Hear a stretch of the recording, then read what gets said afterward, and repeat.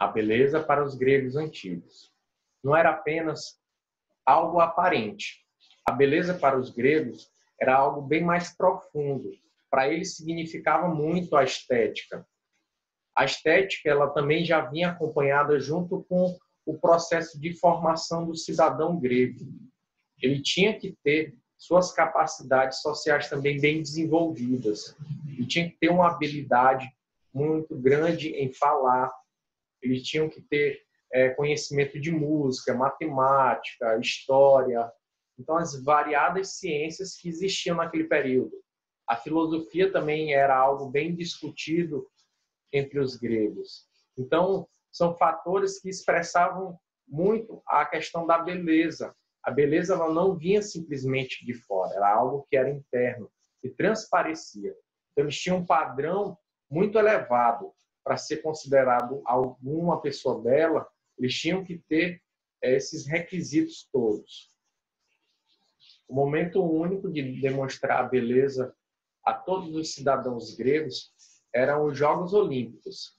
Ali, o cidadão exemplar ele poderia estar demonstrando todas as suas capacidades, tanto a força, a coragem, a destreza, como também a própria beleza, a aparência física.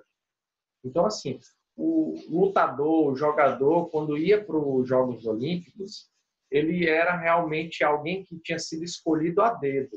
Ele tinha que ser irretocável.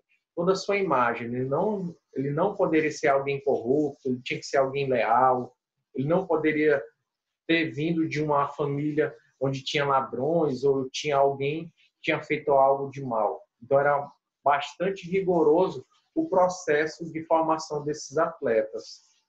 Então, ali era uma demonstração real dessa beleza completa do cidadão grego. Se a gente parar para pensar um pouco como era a valorização da beleza lá na Grécia Antiga, hoje em dia a gente vive uma situação também muito parecida. Agora imagina, todo mundo procura ter um corpo bonito, né? Chama bastante atenção. Então, hoje em dia está na moda essa questão do fitness, ser fitness. Então, assim, muito a gente vê sobre alimentação, sobre exercício físico, sobre dietas, sobre cirurgia plástica. Então, assim, o culto ao corpo hoje é muito grande. Isso é a imposição da sociedade em si a que todos fossem aquela forma física perfeita. Só que, no entanto, se a gente parar para pensar um pouco, poucas são as pessoas que se encaixam dentro desse padrão, desse culto perfeito ao corpo. Muitas vezes alguém pode ser mais magro, pode ser mais gordo, pode ser mais baixo, pode ser mais alto, e sempre tem muitas variações. E poucas pessoas se encaixam naquele tipo físico ideal. E isso pode trazer uma consequência grave em nossas vidas. Pelo fato dessa pressão social sempre estar em busca dessa perfeição, muitas pessoas se submetem a situações que vão agredir a sua própria saúde, podendo chegar a distúrbios psicológicos, emocionais, distúrbios alimentares, trazendo consequências, podendo levar até a morte. Então, assim, tem vários casos de pessoas que procuraram procedimentos errados, uso de anabolizantes, outras substâncias que trouxeram sequelas desde amputação de membro, até mesmo perder a vida, para tentar ficar mais bonito. Hoje em dia está muito difícil pessoas que se olham e se aceitam plenamente como estão naquele momento. Sempre querem mudar alguma coisa. Mulheres que querem colocar, por exemplo, silicone. Os homens que querem perder a barriga. E entre outras coisas. São situações que querem fazer mudanças no seu próprio corpo porque não aceitam. Tem gente que tem uma testa muito grande, um nariz muito grande, né? Então, assim, querem sempre fazer com que fiquem perfeitos. Só que nessa procura de perfeição, acabam chegando a uma doença, muitas vezes, muito mais grave, e isso pode levar até a morte. Ginásio. O nome ginásio vem da palavra gúmenos, que quer dizer nu. Na verdade, esse ginásio era utilizado para a formação dos cidadãos. Então, assim, eles pegavam as crianças, os meninos, e levavam para esses ginásios. Lá, a prática da atividade física era realizada sem roupa, por isso do nome ginásio. Tá? Outra coisa que é bastante interessante é porque as crianças eram retiradas de suas casas desde cedo, acho que 8, 9 anos de idade, e lá eles iam passar por um processo de formação. Não só a formação física do guerreiro, do atleta, mas também a formação do caráter da criança, da transformação do menino em homem, tá? Em cidadão realmente pleno, cidadão grego pleno. Lá eles iam estudar música, arte, literatura, poesia, cálculos. Então, eles iam realmente aprender a se portar diante da sociedade grega. Eles também iam discutir política, eles iam argumentar com os cidadãos mais velhos, que eram destinados a serem uma espécie de professores desses meninos. Então, eles iam passar por todo um processo de formação de caráter, formação física, e até chegar ao ponto dele terminar esse processo de formação e se apresentar para a sociedade, principalmente nos Jogos Olímpicos, porque ali era a manifestação maior da formação desses meninos em cidadãos. Lá eles iam demonstrar todas as suas habilidades físicas, mas também em outros momentos eles estariam junto com a sociedade grega, demonstrando suas habilidades em argumentar, em falar sobre política, em conhecer música, de uma forma cultural bem ampla. Atletas olímpicos. Os atletas olímpicos, eles não eram pessoas comuns.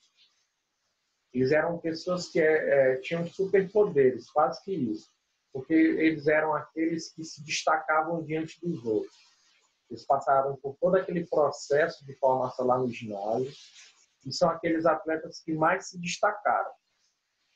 Tanto pelo seu conhecimento, suas habilidades físicas, suas artes de guerra. Tudo isso fez com que eles se colocassem num patamar diferenciado. É que nem os atletas hoje em dia. Hoje em dia nós temos, por exemplo, o Neymar. O Neymar é uma referência, ele pode ser colocado como alguém diferente. Ele se destacou diante dos outros. Se a gente for parar para ver quantos jogadores de futebol que tem no mundo inteiro, e poucos são aqueles que chegam no nível do Neymar, do Cristiano Ronaldo, do Messi. Eles realmente se destacam por seus talentos. E lá naquele período da Grécia Antiga não era diferente. Aqueles que iam disputar os Jogos Olímpicos eram sempre os melhores, não só fisicamente. Uma coisa que era bastante valorizada era o caráter, o conhecimento dos atletas na Grécia. E no momento da competição em si, aquele que era o campeão, ele era colocado muitas vezes como quase que um semideus. Era alguém que tinha um nome gravado lá em sua cidade, eram construídas estátuas. Então, era uma forma realmente de transformar aquele cidadão, que muitas vezes vinha de origem humilde, num grande destaque da sociedade. Os Jogos Olímpicos eles foram criados em 776 a.C.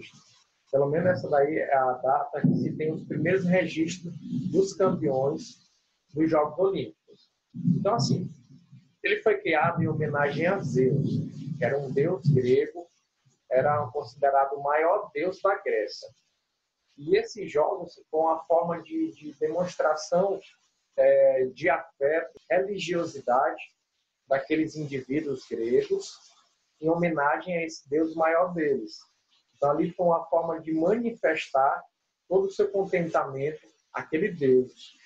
Como eu falei agora há pouco, muitas vezes os atletas olímpicos eles eram colocados até como heróis. Eram feitos estátuas em homenagem a eles.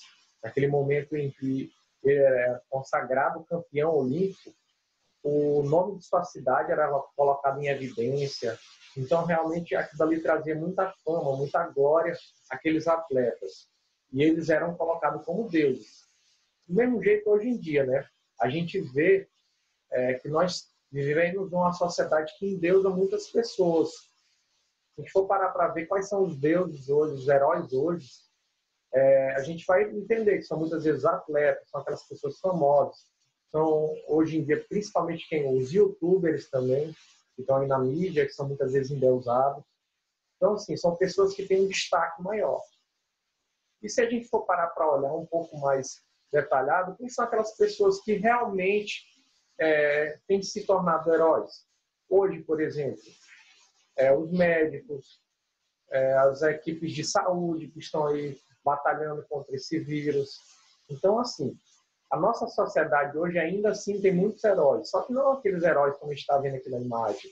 Aqui é a foto de Hércules, que era colocado como o filho de um deus com uma mortal, o super-homem, o Goku. Então, assim, não são esses daqui os heróis de hoje em dia. Os heróis nossos são aquelas pessoas reais que estão fazendo algo por nós. São quem? Os bombeiros, os policiais, são os professores, por que não também? Os professores têm superpoder de levar o conhecimento. O conhecimento vai fazer com que mude a história de todos. No Brasil, a educação física ela começou de uma forma bem conturbada também. Com a chegada dos portugueses aqui no Brasil, eles encontraram os índios. E assim, os próprios portugueses já tinham uma cultura, já tinham seus meios de se exercitar. Os índios também já tinham as atividades que eles necessitavam do próprio corpo para sobreviverem, assim como aqueles homens lá na era primitiva. Então, assim, essas duas características foram se fundindo, se misturando. Então, houve uma grande miscigenação, ou seja, uma grande mistura nas influências de atividade física. Mas só que com o passar do tempo, lá no Brasil Império, lá na metade do século XIX, foi introduzida a ginástica nas escolas. Eram formas de exercícios que faziam que as pessoas se mantivessem ativas. Só que com o passar do tempo também, lá pela década de 90, foi regulamentada a profissão de educação física. E a partir daí é que a educação física ela tomou essa cara que a gente conhece hoje em dia. A educação física ela foi colocada como uma disciplina obrigatória e fazendo com que todos fossem incentivados à prática de atividade física para melhorar a nossa saúde. A gente já tem falado um pouco também sobre os benefícios e sentiu-se a necessidade da educação física estar presente nas escolas. Bem, pessoal, a gente está chegando no nosso fim de aula e o que eu desejo para vocês é só bons estudos. Valeu, um abraço.